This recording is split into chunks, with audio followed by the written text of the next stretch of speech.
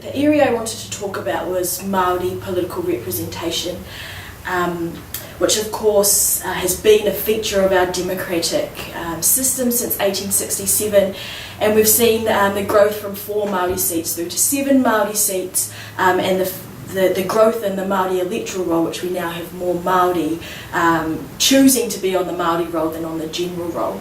But of course, the structure we have has never been an uncontentious one, and we're frequently faced with challenges about what the purpose of the Māori seats are.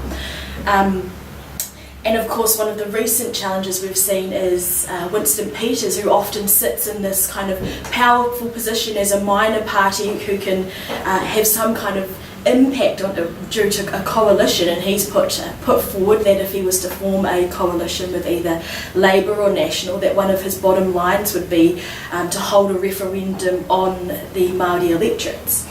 And so as a challenge to the purpose of the Māori seats, it makes us have to think about what the future of Māori political representation will look like. So there are 22% of politicians who identify as having Māori whakapapa, but the importance of these 7 seats is that they guarantee a voice for Māori constituencies.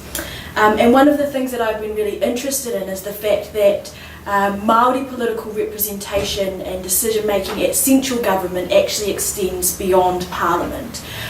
Because within local government, of course, the laws that they abide by and the policies that they abide by are framed within central government. So one of the big debates has been on this Māori political representation. Should Māori have guaranteed representation at the local government level as well? And we saw this kind of come to the fore with New Plymouth and the ex-mayor Andrew Judd there.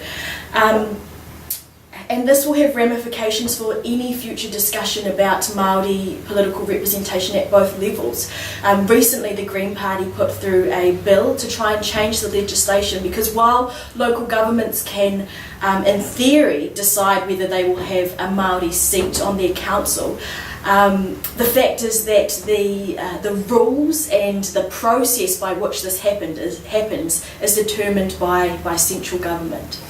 And so any decision that central government has and any influence from the different parties over their perspectives of how Māori political representation will look is one that affects multiple layers of politics within Aotearoa.